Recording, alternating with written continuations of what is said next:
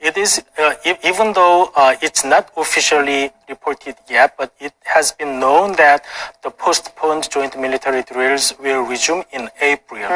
So I think that how North Korea is going to respond to joint military drills in April, going to decide how United States going to perceive North Korea's intention. If North Korea does not positively respond to the joint military drills, then U.S. might think that North Korea's intention is not sincere in talking with the United States. Okay. Now let's turn our focus back a little bit to issues surrounding the two Koreas, such as possible reunions of separated families from the Korean War, as well as the military talks that the two sides had agreed to hold when they met for the first time in like over 2 years on January 9th, as well as an inter-Korea summit.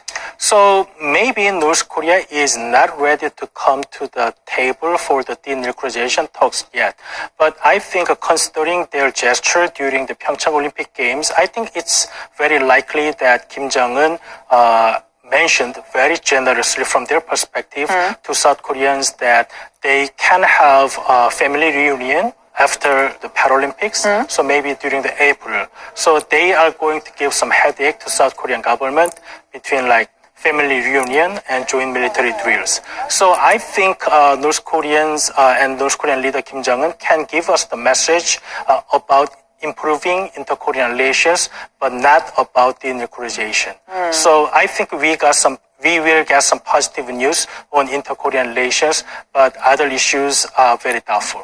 All right. Well, what's interesting, though, is that after the visit to North Korea, the envoys are going to travel to the U.S. to brief U.S. officials about their trip to North Korea. So this kind of shows that South Korea is coordinating very closely with the U.S. when it comes to dealing with North Korea. What can we make of this? Actually, as we discussed before, that President Moon Jae-in already talked over the phone with the President Trump on the sending special envoy to North Korea. And also, it is reported that special envoy, the leader of the special envoy, Mr. Jung, National Security Advisor, and Kang Kyung-hwa, our foreign minister, will travel to the United States to discuss further on the North Korean issues. And it totally depends on how North Korean leader is going to talk to Korean special envoy this time.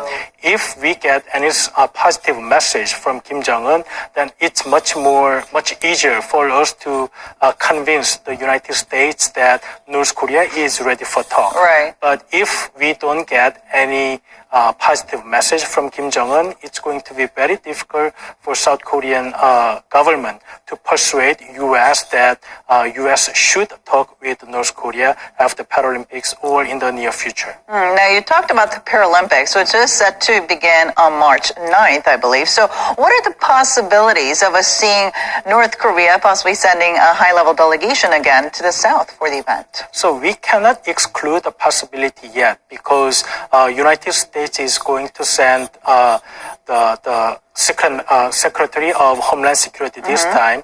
And also after the special envoy's visit to Pyeongchang this time, maybe there should be another follow-up between South Korea and North Korean government officials. So there are still chances that North Korea can send its special delegation to Pyeongchang Olympic Games, even though their athletes, the number of athletes are much smaller than before. All right. Well, we'll keep our eyes on what happens on that front. Thank you so much for coming in today. And that brings us to the end of our show, but stay tuned to Arirang for more news updates throughout the day. As always, thank you for watching and goodbye for now.